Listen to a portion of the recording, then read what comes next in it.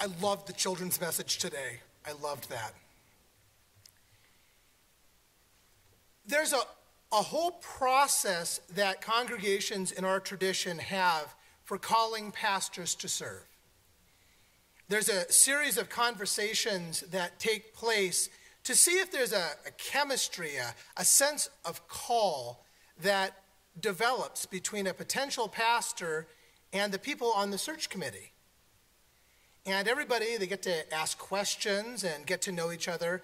It's a multi-step interview process.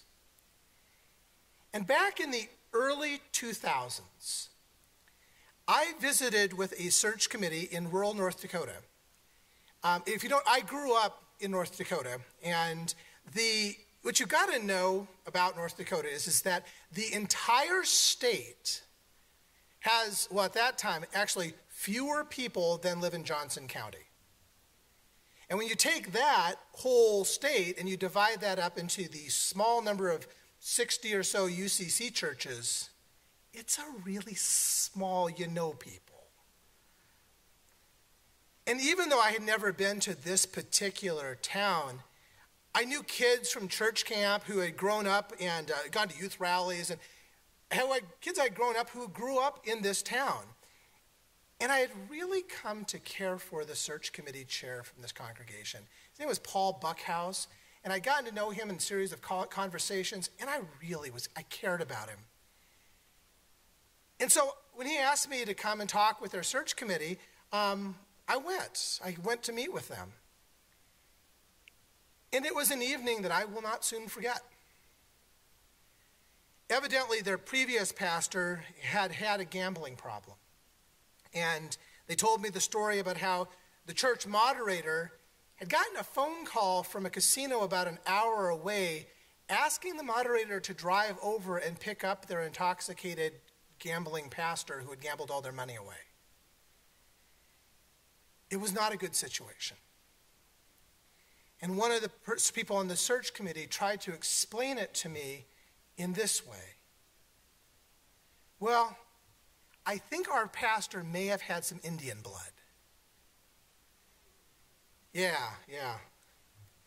And I responded that I hoped that wasn't too much of a problem, being that I'm a 16th Cherokee. And the room got really quiet until one of the people on the committee said, "No, I think that's okay." And we moved on. And we moved on to the subject that in those years was dividing so many congregations, same-gender marriage equality. And a person on the committee said, "I just don't see this happening with us right now. People are just not okay with the whole gay thing out here." And there are other people around the circle shaking their head. And then she said, "It would divide us." Divisions. By the Thursday of Jesus' last week, his movement had been divided. The big issue was the temple, the symbolic center of Jewish nationality and religion. Jesus had not only said that temple was going to be destroyed, he encouraged his followers to flee for the hills when the time came, to abandon the defense of the nation. To many in the movement, if not most, he was no Messiah, no Christ. The role of the Christ is supposed to drive out the occupying force and not flee to the mountains. Judas, one of Jesus' central 12 followers, had already contacted the Roman collaborators with his willingness to inform them of when and where they can get their hands on Jesus without the danger of a Passover rebellion breaking out. On the first day of the festival of unleavened bread, when the Passover lamb was sacrificed, the disciples said to Jesus, "Where do you want us to prepare for you to eat the Passover meal?" He sent 2 of his disciples and said to them, "Go into the city. A man carrying a water jar will meet you. Follow him. Wherever he enters, say to the owner of the house, 'The teacher asks, where is my guest room where I can eat the Passover meal with my disciples?' He will show you a large room upstairs already furnished. Prepare for us there." The disciples left, came into the city, found everything just as he had told them, and they prepared the Passover meal. Very much like he did with the Palm Sunday demonstration, Jesus had made clandestine preparations to enter Jerusalem. He had kept the location secret, and he told his 2 disciples to go in and look for a contact. In this case, to look for a man carrying a water jar, because Jesus knows that he no longer has the protection of the crowds. And so all of this is done sort of cloak and dagger in secrecy. That evening, Jesus arrived with the 12. During the meal, Jesus said, "I assure you that one of you will betray me, someone eating with me." Deeply saddened, they asked him one by one, "It's not me, is it?" And Jesus answered, "It's one of the 12, one who is dipping bread with me into this bowl. The human one goes to his death just as it is written about him. But how terrible it is for that person who betrays the human one. It would have been better for him if he had never been born." Judas is there. Jesus doesn't point him out, doesn't send him away.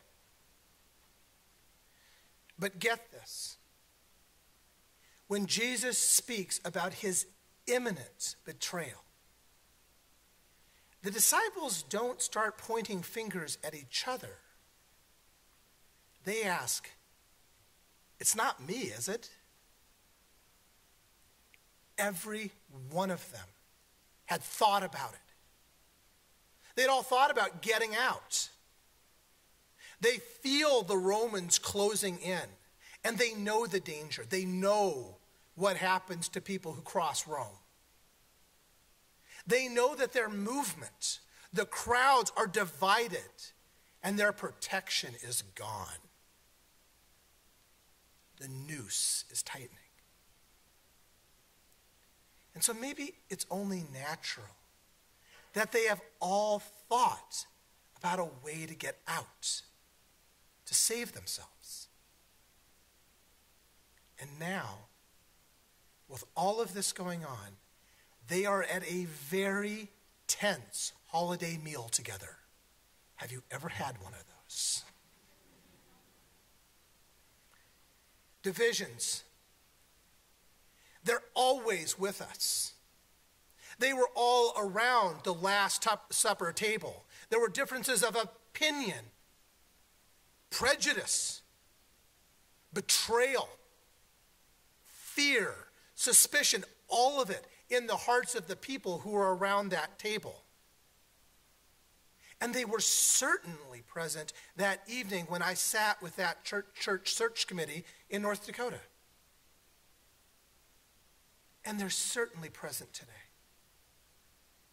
Particularly these last few months, I have grown concerned about the divisions that are among us. You've seen them. They're everywhere these days. And it's gotten personal. People are choosing to end relationship. Everything from unfriending somebody on Facebook to saying, "I am not talking to this person anymore," over perceived slights and offenses. It's not good. And it's not new. Jesus saw it all around the table that night. And so who would have guessed, of all nights, of all meals to remember, that this would become the enduring symbol which would unite Christ's church? that the holy meal of communion would continue through the ages as a sign of unity that is greater than any human division. So for a while, it was marriage equality. That was the divisive issue. And this search committee saw the potential that if they had a pastor that came and raised the issue, it could divide their community. Now, I grew up in North Dakota. And I went to church camps and I went to the youth events.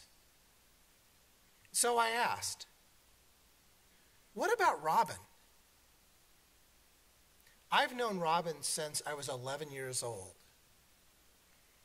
Robin came out of the closet in college, and she is married to a wonderful woman today.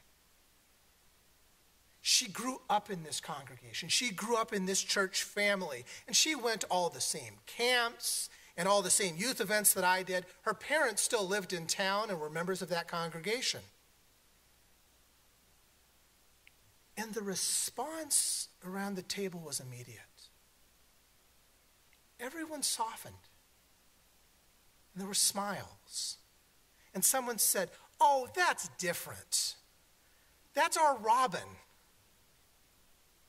Do you see what happened there? It's all about love. It changes everything. When it comes down to it, when love is at the foundation of your relationships, your friendships, it will transcend. It will transcend differences in politics. It will transcend fear. It will transcend and even potentially heal betrayal. Love. The commitment to choose to develop a foundation of love is wondrous.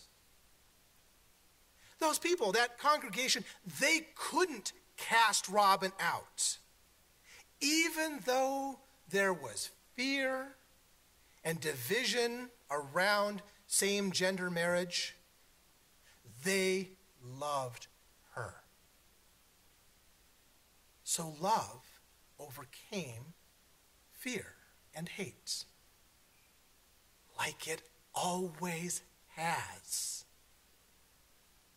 It was around the table that Jesus set the tone.